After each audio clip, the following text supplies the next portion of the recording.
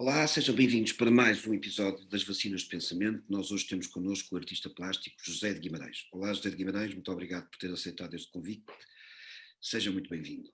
Obrigado, obrigado. A pergunta habitual que eu costumo fazer aos meus convidados é esta. Quando eu o convidei para esta ideia para esta conversa, o que é que lhe ocorreu? O que é poderá ser para si uma vacina do pensamento? Bom,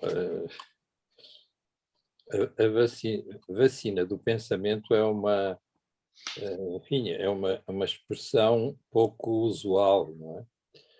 E creio que ela surge agora por causa desta história da pandemia, etc, etc. É preciso encontrar uma vacina. Agora,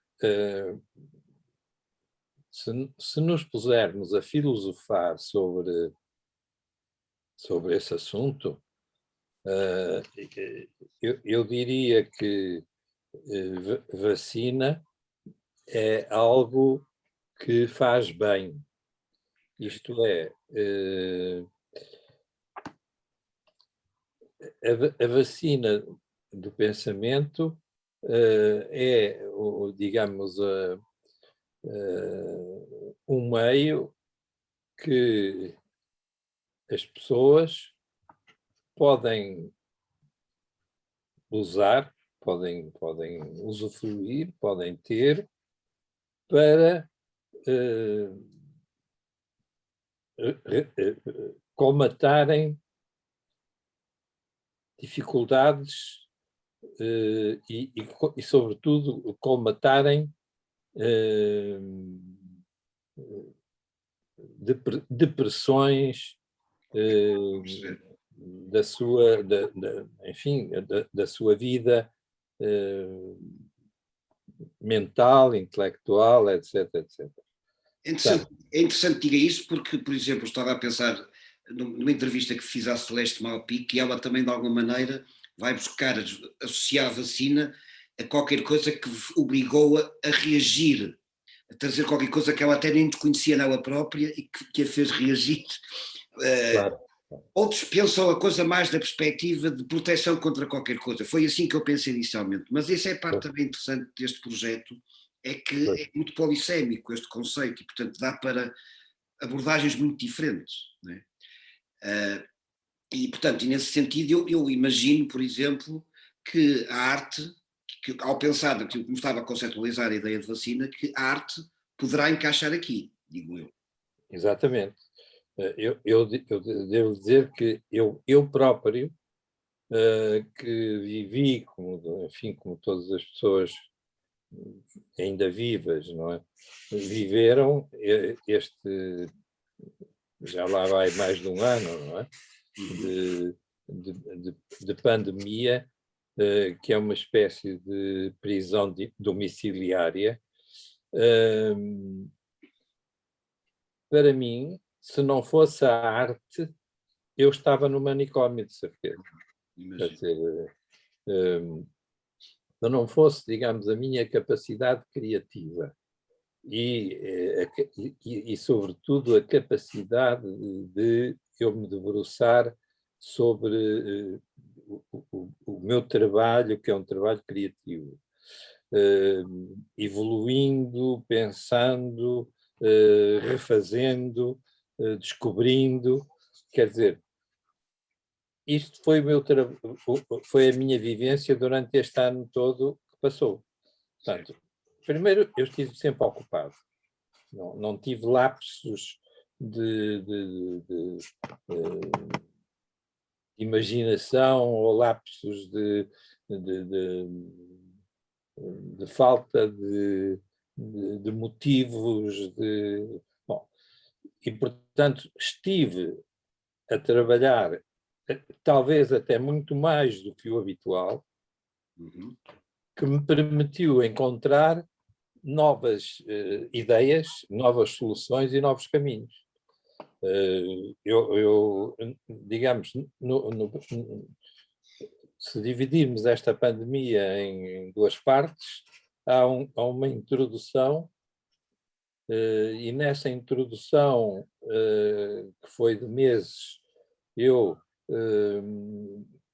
andei à procura e pesquisei novos elementos plásticos e desenvolvi até me esgotar, digamos, até entender que naquele Estavam momento... saturados, que estavam até essa exaustão, digamos assim, não é? Exatamente, mas depois desse período introdutório, que foi de meses, então entrei numa zona de viagem de cruzeiros, Uhum. que me levou então a encontrar mais um filão que é muito ligado também, de novo, aos problemas antropológicos ligados às populações sem escrita que usam elementos pictográficos para comunicar. Esse é o trabalho que eu tenho estado a desenvolver, que é inspirado nos desenhos da areia, na areia das tribos da Lunda, e que me tem levado a trabalhos de pequenas, médias e muito grandes dimensões. Portanto, é isso que eu tenho estado a trabalhar. Ou seja, o que o leva uma vez mais para a África, o que o leva uma vez mais para o seu alfabeto, o que, de certa maneira podemos dizer que o seu alfabeto se expandiu, aquele alfabeto tão importante que descobriu quando estava em África e que foi fundamental para o início do seu percurso artístico de uma forma que nós hoje conhecemos, se estou a dizer bem. Bom, esse alfabeto que hoje as pessoas chamam de alfabeto africano foi realmente apareceu no momento oportuno, porque foi o início de uma carreira muito ligada a esse problema da comunicação ideográfica. O alfabeto africano foi inspirado nas tampas das panelas de Cabinda, que são, cada uma delas é um objeto esculpido, gravado, etc., e que, no fundo, contém uma ideia, é como se fosse a transmissão de um provérbio, e serve, que é usado enfim, entre membros de famílias e tal, da mesma família ou de outras famílias, nessa tribo dos Negóios de Cabinda. Este é um outro alfabeto, Okay. mas é um outro alfabeto com outra finalidade. Os desenhos na areia são realmente desenhos que de certo modo ilustram a conversa que entre duas pessoas se desenvolve e que eles vão desenhando com os dedos no chão. O chão de areia, vão desenhando, vão falando, vão apagando, vão escrevendo, vão desenhando, vão apagando. Essa ideia é, mais uma vez, o processo de comunicação de um povo sem escrita, mas que entra na linha da comunicação ideográfica. E, bom, portanto, este processo ideográfico é, para um artista visual, para um artista plástico, o ideal, porque consegue expressar-se numa forma cuja forma tem um conteúdo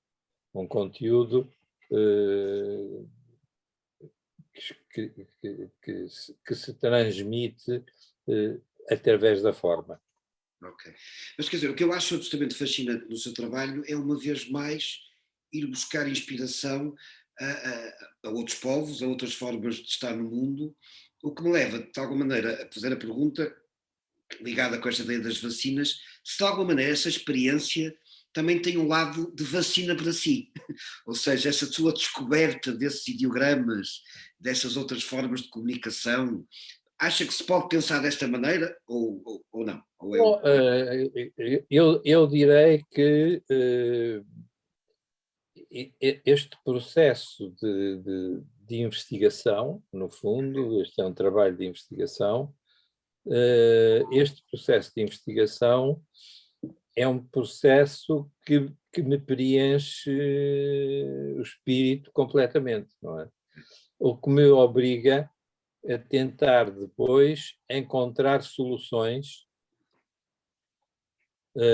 para eu poder expressar-me plasticamente, porque eu quando encontro estes processos de comunicação, tenho de os adaptar à minha própria linguagem e à minha própria idiosincrasia de autor não africano, mas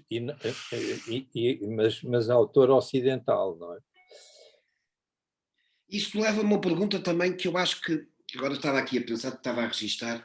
Essa sua investigação, essa sua procura de outras formas de comunicação são motivadas também pela ideia de que, de facto, há qualquer coisa que quer transmitir e que as linguagens que tem não são suficientes. Não, é uma procura de uma tentativa de comunicar melhor, não sei se me faço entender.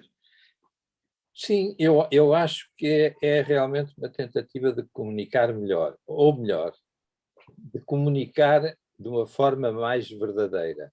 Okay. Porque isto faz-me lembrar no período, no tempo do surrealismo medieval, os Boches e tal, eles usavam uma linguagem que escapava, por exemplo, aos poderes da censura. Era uma linguagem figurativa, mas cheia de significações e de significados. Eu uso um pouco este tipo de linguagem com a intenção de chegar a meio mundo, se for possível, mas que exige da parte de quem vê uma tentativa de encontrar a significação, mesmo que não encontre, não é? Mas que permite portanto, uma grande liberdade interpretativa. Sim. Eu sei que o José de Guimarães, para além de África, também foi buscar inspirações ao México, também foi buscar inspirações ao Japão, mas sempre com este intuito de comunicar melhor, sempre com este intuito de trazer algo de novo, de permitir outro tipo de comunicação.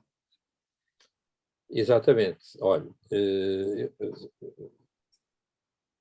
citou o México e o Japão. Em relação ao México, eu, para tentar compreender uma cultura ancestral, rica, mas que escapa aos nossos cânones e conceitos, eu debrucei-me não só sobre a cultura mexicana atual, sobretudo em relação à literatura, e eu cito muitas vezes o Juan Rulfo, que me levou até esse caminho do inframundo, o inframundo, que é aquela zona em que, com a umidade, os mortos começam a falar, não é? Ou melhor... No México, a cultura da morte está muito presente, não é? Exatamente. Bom, portanto, mas isso não chegou porque eu começo pela cultura atual e depois vou até à cultura dita das origens. Porque é na cultura das origens, isto é, na arqueologia, que a gente encontra os verdadeiros aspectos da cultura de determinados povos, porque não chegaram a ser aculturados, e como não chegaram a ser aculturados, eles expressam-se, enfim, na verdade. Não é? De uma forma mais genuína, digamos assim. Exatamente. Em relação aos japoneses, o problema do Japão, enfim, o meu encontro com o Japão, que se fez, enfim, de várias maneiras, é um encontro também original, porque o primeiro grande projeto que eu tive no Japão foi relacionado com os Ainus, que são os primeiros estrangeiros mongóis que chegaram ao Japão e que ficaram-se pela ilha de Hokkaido, no norte, e que no século XVIII foram quase todos dizimados. Restam uns 20.000 que vivem em reservas, autenticamente, lá na ilha de Hokkaido. E os Ainus tinham processos artísticos de manifestação e de promover o seu culto,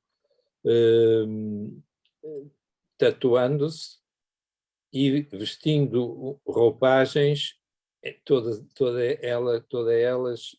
elas plenas de formas e de bordados e de inscrições que tinham significações e significados. Não é? Eles tatuavam-se inclusivamente na cara. As mulheres tatuavam bigodes, etc, etc. E, mais uma vez, eu debrucei-me sobre os Ainus, sobre a sua cultura, e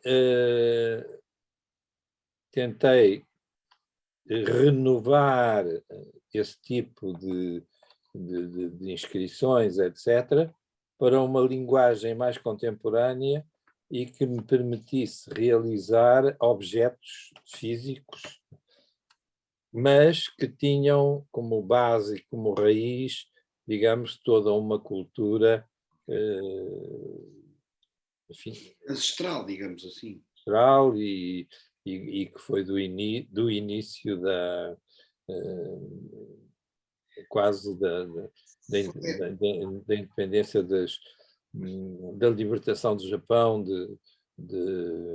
enfim, de outras culturas, etc. Corrija-me se estiver errado, foi esse trabalho que foi essa investigação que depois deu aquele trabalho com uma série de instalações de esculturas, digamos assim, que tinham que davam luz no meio do nevoeiro, foi essa? Exatamente. Isso foi em Kushiro. Em Kushiro, isso. Na cidade de Kushiro. Eu lembro-me bem dessa. Por outro lado, em relação à Ásia, nomeadamente ao Japão e à China, acabei agora de terminar uma série de trabalhos importantes em Xangai. Eu procurei sempre que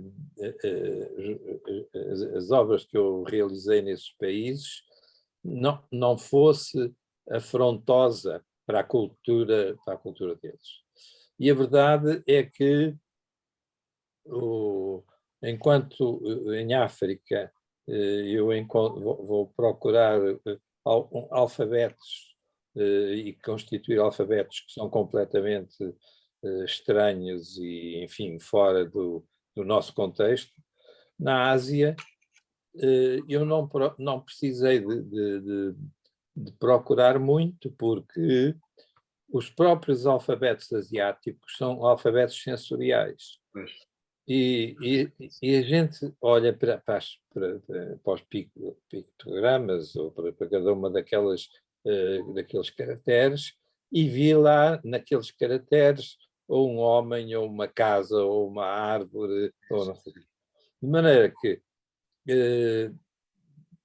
para mim foi mais fácil, porque apenas tive de construir formas que, embora apoiadas originariamente nessas existentes do alfabeto, dos alfabetos chineses, etc., tinham de ser, enfim, formas e objetos que pudessem depois ser construídos e existirem ao ar livre, etc. De maneira que foi um processo um processo de abordagem completamente diferente. Obviamente que eu gosto imenso da cultura chinesa arcaica, embora as formas, uma parte dessas formas que se encontram quer nas terracotas, nos bronzes, etc., sejam um pouco mais decorativas. Mas, se formos um pouco para trás, para o Neolítico, então aí encontramos umas formas que são formas mais puras, menos aculturadas e que são formas que entram e que se encaixam também no meu processo. Eu confesso que essa parte da China não conhecia. Quando eu entrevistei há muitos anos para a minha tese de doutoramento, essa parte da China ainda não estava desenvolvida. Eu fiz uma exposição aqui em Portugal, no Centro Cultural e Científico de Macau, Okay. que se chamava Jades e Bronzes da China, arcaicos, da China Antiga. Fez essa exposição em que ano? Aí há uns 10, 15 anos. Eu entrevistei em 2006, se não estou em erro. Foi para a minha tese, foi para em 2006. E na altura não me lembro que eu abordei a parte da África, a parte do México, a parte do Japão, mas essa parte da China não conhecia.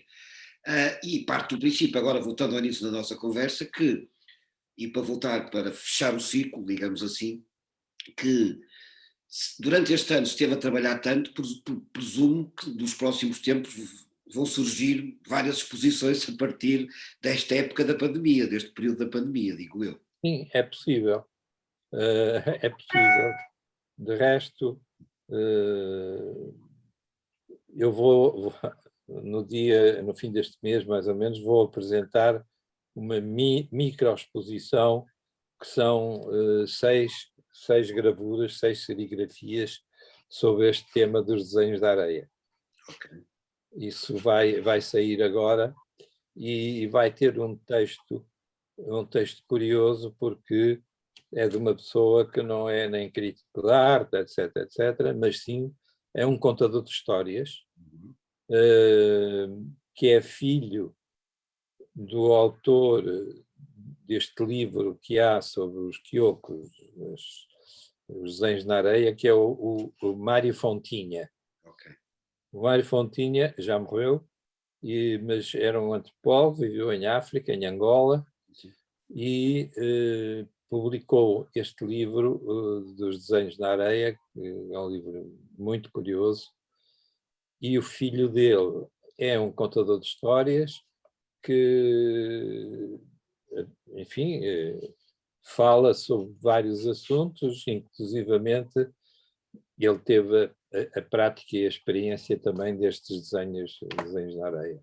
É a primeira vez que eu apresento qualquer coisa, não só sobre este tema, mas, digamos, proveniente já deste período de pandemia. Bem, e faz todo sentido que seja alguém que conta histórias, portanto, porque isso tem tudo a ver com contar histórias, segundo aquilo que eu percebi, não é? E também sei que recentemente, ou para breve, está uma exposição, fiquei baralhado, sobre um conjunto significativo das suas, significativo não, mas uma parte da sua coleção de arte que vai ser apresentada em Guimarães, julgo eu, está a ser apresentado, fiquei baralhado. Vai ser inaugurado. Sim. Vai ser inaugurado, e que também tem uma série de peças suas da arte africana. Sim. Sim, mas isso são... Tem a ver com a sua exposição e com toda a sua ligação. Isso digamos... Tem a ver com a sua coleção, queria dizer. Nesse centro, chama-se CIAG, Centro Internacional das Artes, tem lá parte das minhas coleções, uma pequena parte, africana, chinesa e pré-colombiana. Mas como aquilo é uma coisa muito grande e, portanto, são apresentadas não só as minhas obras, mas obras de outros artistas que integram todo um ciclo de exposições, um ciclo temático, etc. De resto, esta é a primeira exposição da nova diretora do CIAS, que é a Marta Mestre. E sim, vamos apresentar novas peças da minha coleção, nomeadamente estas maternidades africanas, ok.